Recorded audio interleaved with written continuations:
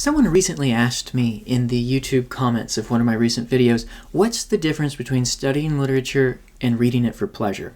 And of course, there is a great difference. In the academy and in school, you'll learn how to dissect poetry, how to analyze it, how to understand the cultural context, which is very important. This is the study of poetry. And then the pleasure or the enjoyment of it involves a very imaginative encounter with the poem. And I've developed a 5-stage series of questions that I believe that you can take with you into your own reading to integrate these two sides.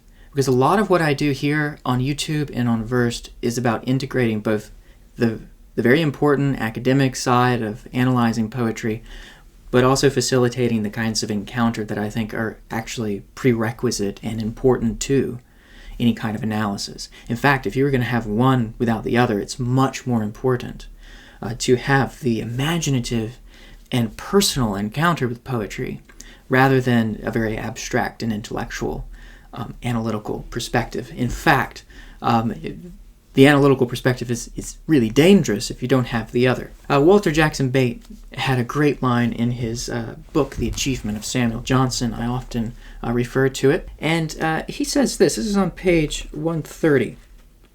This is page 230. To pick one's way through the large, chaotic body of man's literature, evaluating and getting anything out of it, involves first of all the use of the same qualities of mind needed to extract any point or meaning out of life itself.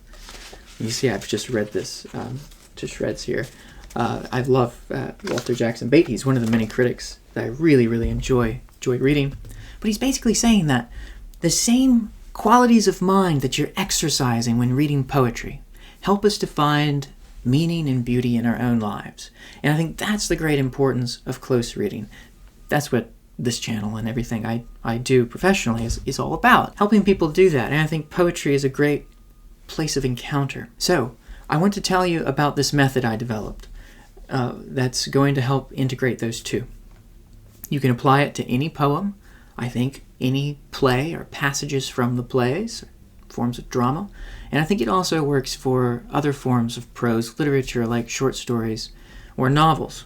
I designed it for the course that I have coming up in November on Mary Oliver. We're meeting every Wednesday at 6 p.m. Eastern Time to discuss her book of poems, Devotions. And so I've lined up 4 poems each week, 4 to 5, that we're going to meet and discuss. And we're going to be going through this 5-part process that I think is really going to integrate both sides of the study and the enjoyment of poetry. And I'd like to share that method with you now, because I don't know if you're going to take the course. You're more than welcome to sign up on Versed to do that. I know not everyone can. So let me give you these. The first stage is the emotional and personal response. So after we've read the poem aloud as a class, I'm going to open up the first stage. And you'll notice that the stages begin in, and they work their way out into the world and into the poem, and then they make a return. So we're going to start with the emotional and personal response. What was your impression or the emotional response that the poem prompted in you? Did anything in the poem feel disconnected, interconnected, strange, or familiar? Be very attuned to your own feelings, because a good close reader of poetry will also be closely aware of what's going on inside. So it means reading both the poem and your response to it. So understand how it feels. What's the mood or the atmosphere of the poem?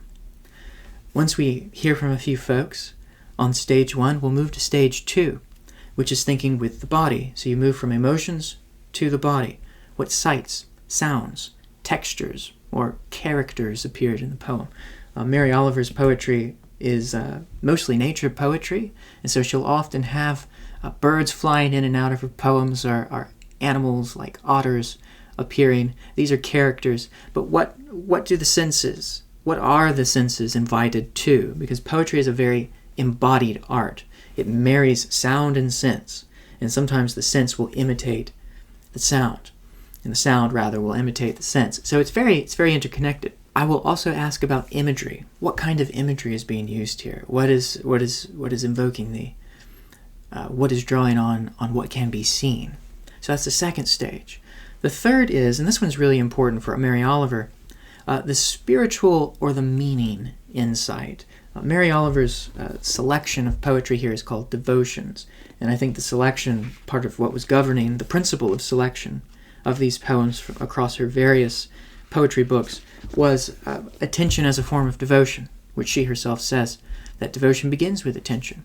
So we'll think, what kind of spiritual or philosophical insight might we see being modeled in the poem?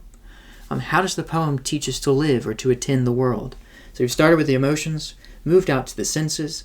Now we're thinking of our activity in the world and how this poem actually changes the way we see, or is inviting us to behave in a particular way or adopt a certain practice. How does the poem change the way you see the world? And that's all a part of the philosophical or spiritual insight.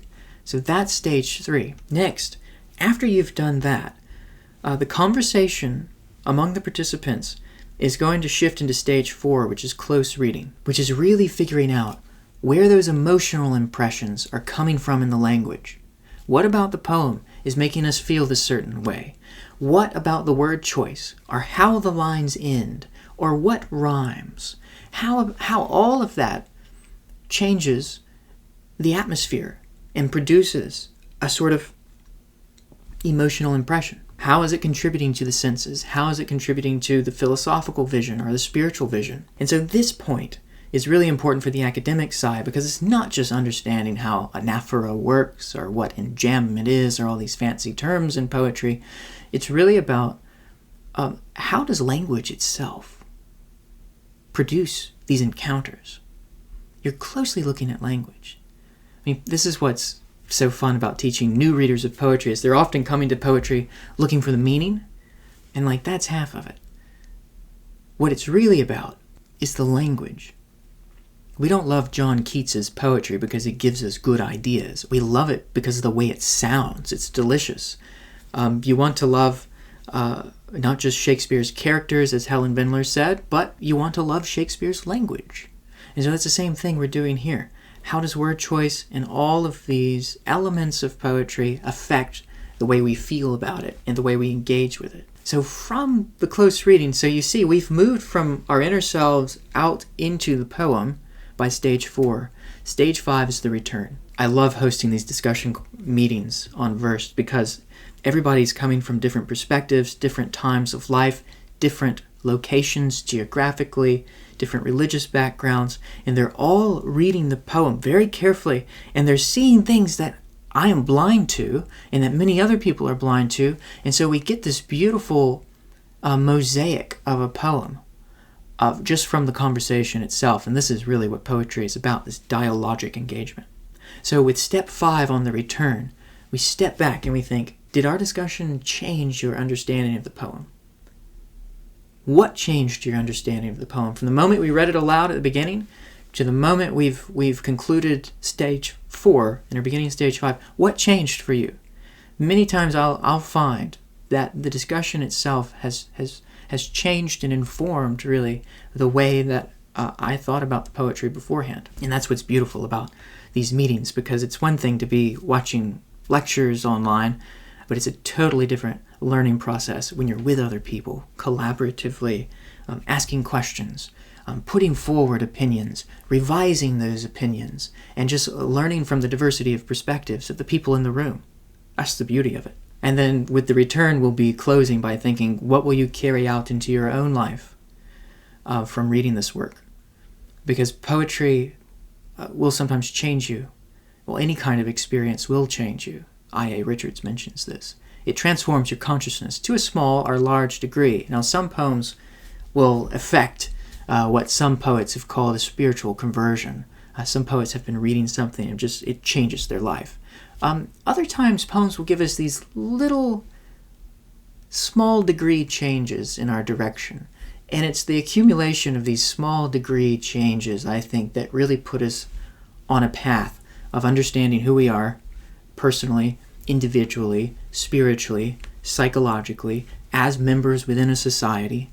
And it really helps us to listen, not just to ourselves, but to other people as well. So this is the 5-step method that I think really balances both the academic study of literature and the very imaginative, embodied, spiritual engagement with poetry, because it's activating all of that. All of the things that are necessary for life, how to live a happy life, are there in the activities of reading and understanding poetry.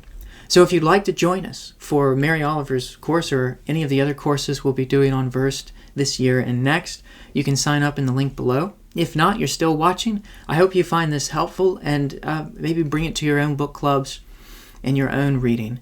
And we'd love to hear how that inspires you, if it does. So thanks everyone for watching, and until next time.